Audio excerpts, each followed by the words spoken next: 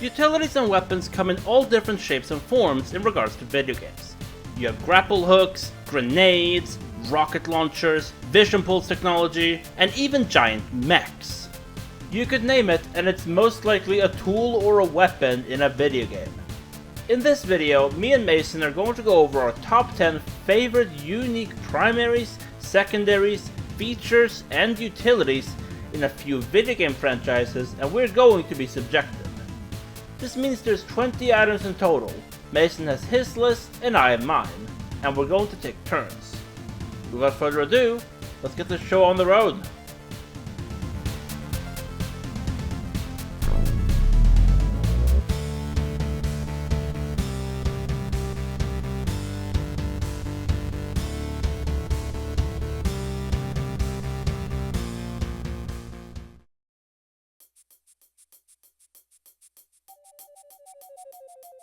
Starting off at number 10 is the Mafia web shop in Mercenary's Playground of Destruction, or as it's locally known on the website itself, the Merchant of Menace.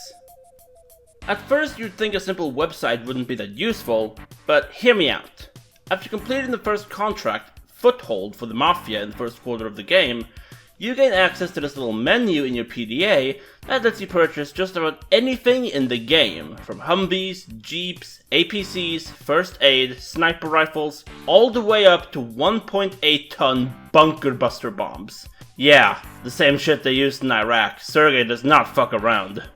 Cough up enough cash and that Mafia pilot will drop off your supplies in a matter of seconds. Just be careful of SAMs in the area. Akimbo weapons in Call of Duty are something unlike any other. You trade the ability to aim down sight for a pair of the same gun with twice the firepower. And it all started in Modern Warfare 2, with the SMGs, pistols, machine pistols, and 2 of the shotguns. And let me tell you, nothing gives you as much power as having Akimbo rapid-fire vectors paired up with G18s, or having the damage of the Akimbo UMP and 1887s. There's a reason why the Akimbo Rangers are my favourite weapons in COD history. And then it escalated further in the other games, having Akimbo SMGs in Black Ops, Akimbo LMGs in Advanced Warfare and Infinite Warfare, the Akimbo crossbows in Black Ops 3. Lately it's been restricted to just the pistols in the most recent games, but nothing will beat the ability to have 2 weapons for double the output of lead.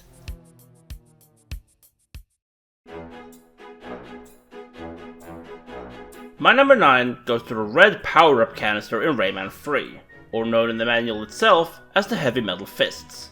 This upgrade is introduced just before the drop down to Clearleaf Forest, and basically acts as a bog-standard melee damage increase, to the point that a half-charged punch can one-hit a hoodlum grunt. But that's not exactly its only purpose. The Heavy Metal Fists are also meant to smash down appropriately marked doors. This encourages exploration of the map, as some doors unlock secrets and goodies for you. In the 2D Mario games, a coin has no real purpose. Get 100 coins, gain a life. In the 3D Mario games, however, the coin serves a much bigger and better purpose. If you pick one up, you instantly gain a chunk of your health back. And in Super Mario 64, there are specific area challenges to get 100 coin stars. So if you know how to maximize damage boosting to grab more coins, you will basically be unkillable going for a 100 coin star. Except on Rainbow Ride. God damn that area. At number 8, the Smart Pistol MK5 is a bit of an oddball primary. On one hand, it is a crutch weapon being able to dome pilots with ease as long as you keep your oversized crosshair on target. However, that is exactly what holds the Smart Pistol back. It is a lock-on weapon. Pilots who are trying to shoot with this thing will get alerted of your shenanigans.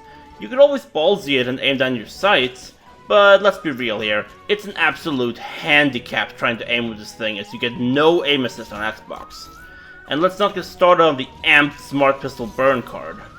On the other hand, it is an amazing crowd control weapon being able to wipe the floor with grunts and attrition to the point that it could easily be considered a bigger war crime than a Kraber, which, for reference, shoots the same type of caliber as the PTRD and PTRS that were used to pierce medium-sized tanks in the Second World War. Pick a poison. Now I didn't really play zombies until Black Ops Cold War. The most experience I had until then was playing Shadows of Evil and Zombies in Spaceland. But fast forward to Modern Warfare 2's release, I had all 65 weapons in the game in Dark Ether. And there's 3 big factors to thank for that. The ease of accessibility for newcomers, the joy of going for the grind in the first place, and Pack-a-Punch! Getting a complete overhaul from Black Ops 4, being able to effectively spend 60,000 essence to give your gun 8 times its damage is a glorious thing, and that doesn't even count weapon upgrades from salvage. Depending on which map you're on, it also has a unique animated camo that changes colour on each level. And on top of all that are the ammo mods that you can purchase from the pack machine. These mods can be upgraded individually, and if you buy Elemental Pop from its own machine, you'll get all 5 ammo mods activated randomly. For better or for worse. At number 7, well, that looks an awful lot like a jar of piss, in which you'd be correct. Jarate! Jarate is, as said, a jar of piss, but that's just at first glance. Throw this thing at enemies, and anyone caught within the splash radius will now take 35% extra damage from everything, including your teammates' attacks, for a short amount of time. But that's not all it's capable of. If you equip the Bushwhacker melee, every enemy you hit with it that's covered in Jarate will take 3 times the normal damage. A whole 195 damage crit. This is enough to kill 7 of the 9 classes in one melee swing if they're at full health without overheal. Oh, and did I mention the fact that you can extinguish burning teammates and hunt spies with it? Yeah, who knew that a jar of liquid-based karate could have so much versatility? I've had Mario Kart DS since 2008. It's one of the most fun Mario Karts to play, with the good blend of challenging tracks, old-school returners, mission mode, and the most broken mechanic in any Mario Kart game: snaking. Snaking is when you can pull off constant drifts one after the other with no speed being lost, essentially giving you an unlimited mini turbo. And to do this most efficiently, there's only one vehicle for the job: the Dry Bomber.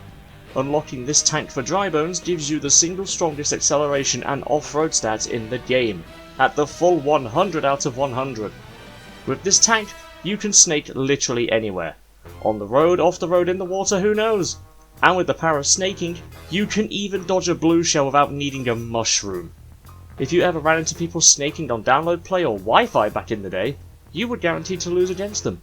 It was just too good. This one was a tough choice. At first it was going to be the boost from Burnout Free Takedown, and then it was the force abilities in Jedi Academy. But I think I've made my choice for number 6. The Exo-Suit in Advanced Warfare. Simply put, the Exo-Suit allows for some insane mobility despite it being so clunky to handle.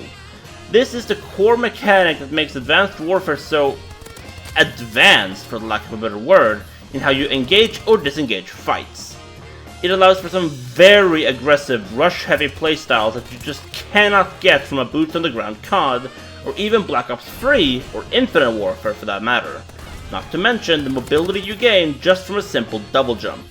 There's even weapons in the game that are built around having fun with the Exo-Suit, like the XMGs that are Akimbo miniguns. You heard me right, Akimbo miniguns.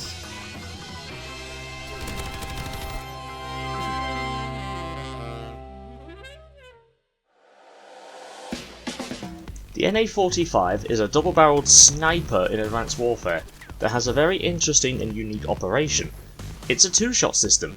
The first shot is the primer. It's a glowing red orb on top of a spike that lets you know where to launch your second round. And that is the catalyst.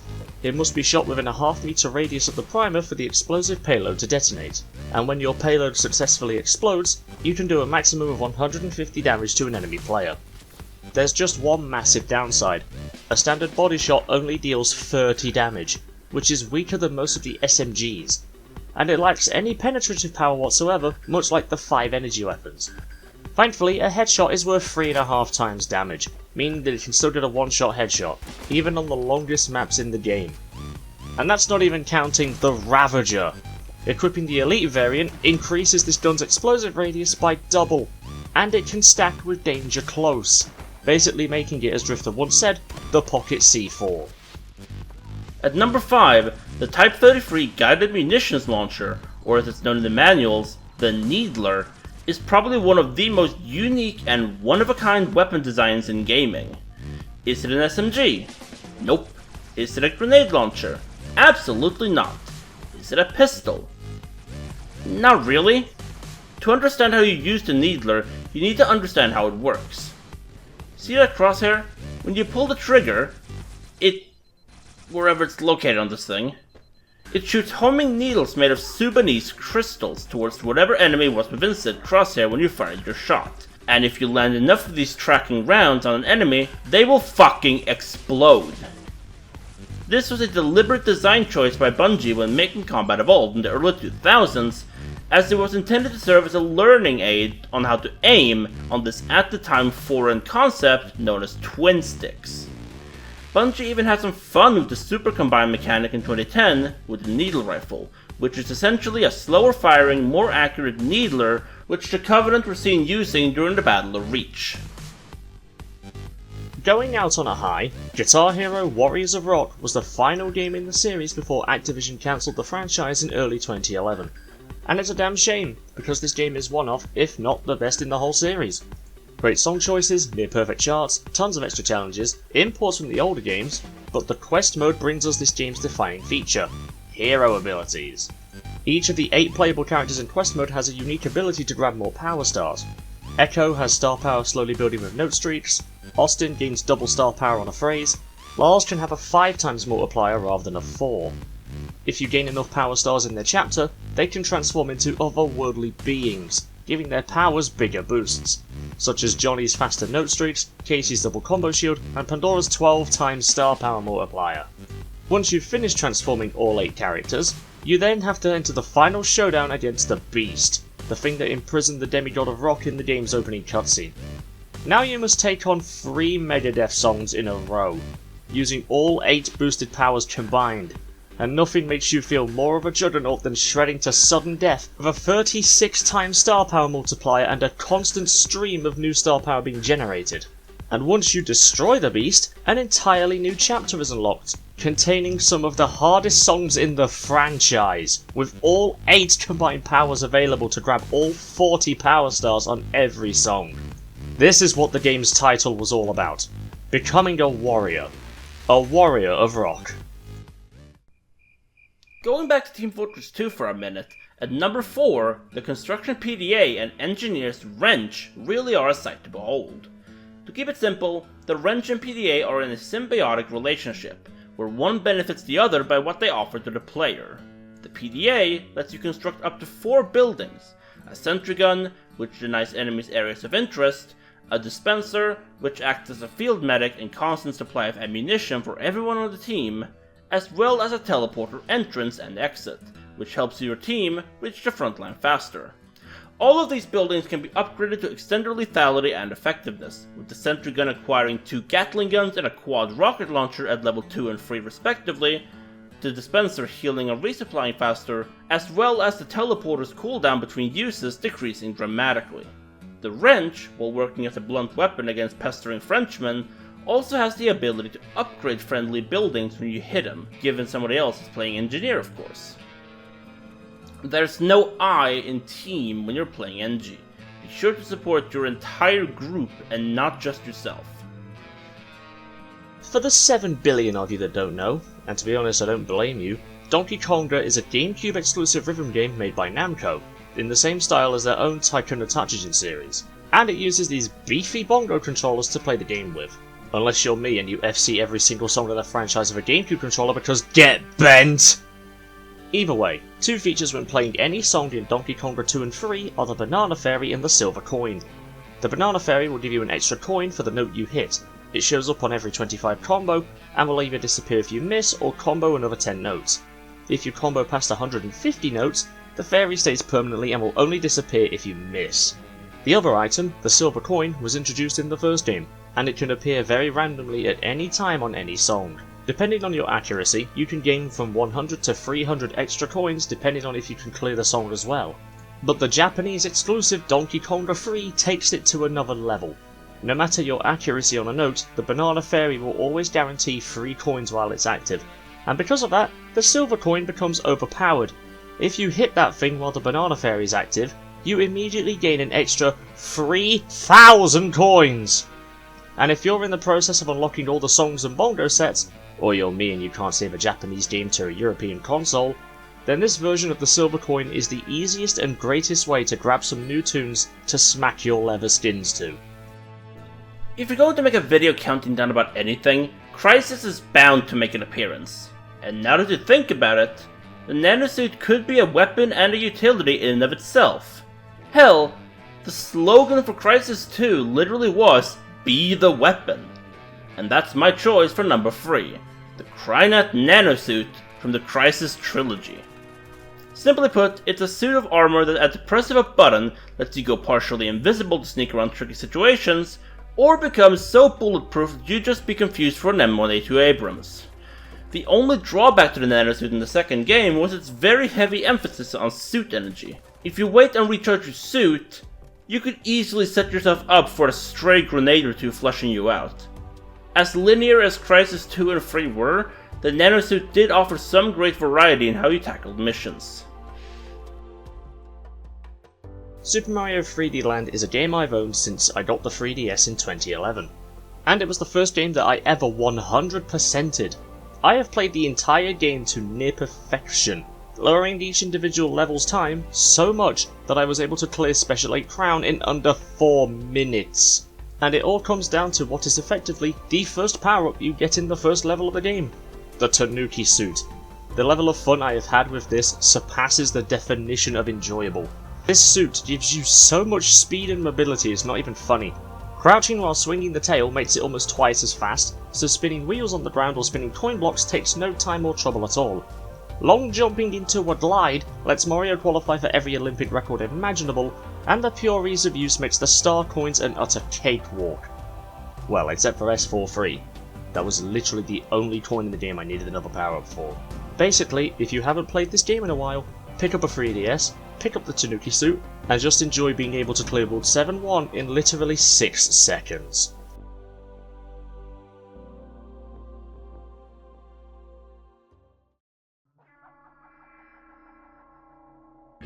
This one is an FPS classic I think a lot of people are going to recognize and agree on.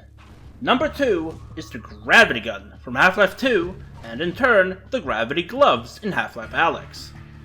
The Gravity Gun is a great example of showing off what your game's physics engine can do. See something outside of your reach? Well, the Gravity Gun can just drag the item towards you and have you collect it. But it can also use physics to your advantage, because everything tossed with the Gravity Gun exerts some form of kinetic energy when launched at a high velocity. Stuff like cinder blocks, barrels, and even roller mines are perfect examples of props being turned into weapons. There's even an achievement for going through Ravenholm just using the Gravity Gun to kill zombies, which is a fun challenge for those who are achievement hunting. In Half-Life Alyx, the Gravity Gloves are basically just a gravity gun without the ability to launch things at people. They're more so to snag items out of hard-to-reach areas.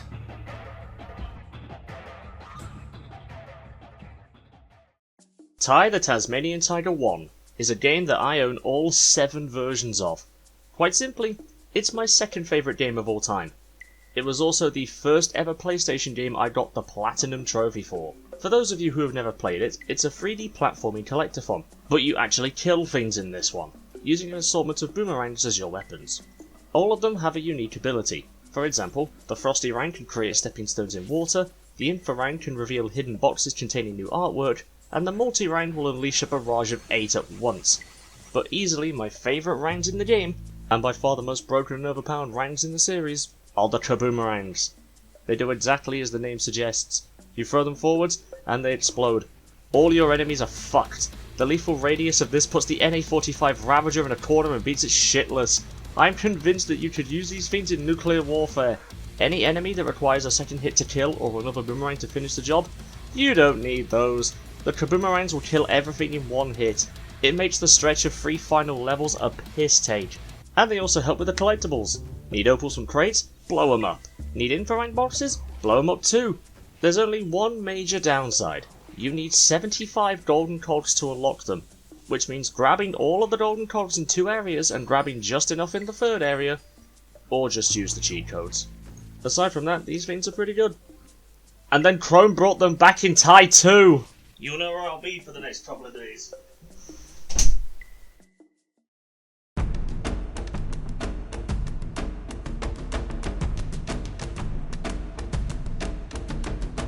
And finally, we reach our number ones. Drumroll, please. The Plasma Pistol.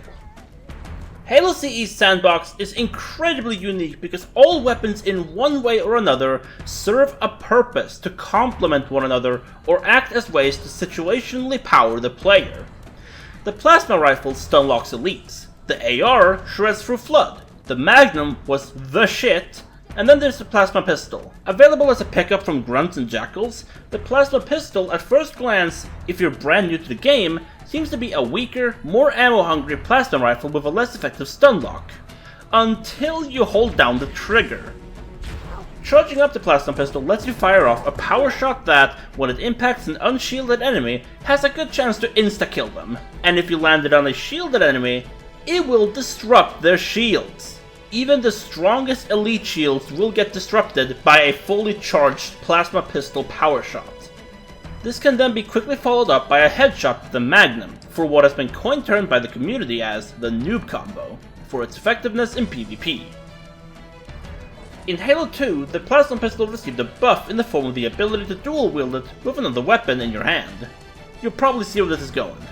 Because the Halo 2 Magnum gets a lot of undeserved flack for being a literal downgrade to the CE Magnum, but if you dual-wield the Magnum and a Plasma Pistol, you basically get a stronger noob combo that even the battle rifle can't compete with.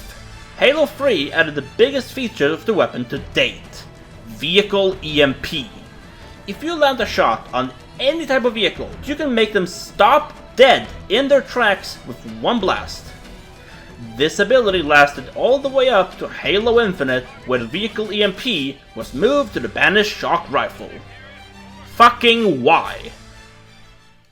My biggest passion in the world is rallying. My first game I ever played was Colin McRae Rally 2 on the PS1. WRC 2 Extreme on PS2 is my favourite game of all time. My platonic love for that game will never be beaten. Even in 2023, I'm pre-ordering the new WRC games to play them early, even if Generations was a mistake.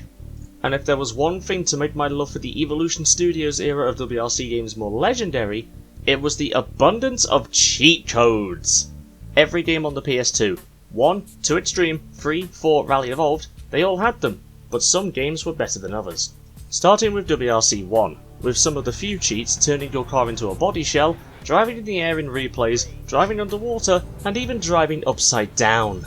2 Extreme easily has my favourite cheats, not just from my own personal bias. There's the options to have trees swaying around uncontrollably, turning the stage into a dance party, replacing the helicopters with UFOs, and suffering with the worst motion blur I have ever seen in a video game. Like, look at this, how are you even supposed to drive like this? WRC 4 isn't as good, but there are still some notable ones, such as the road driving down the stage with you, or your co-driver literally becoming a chicken. And that about does it. Thank you for watching, and we'll see you in the next one.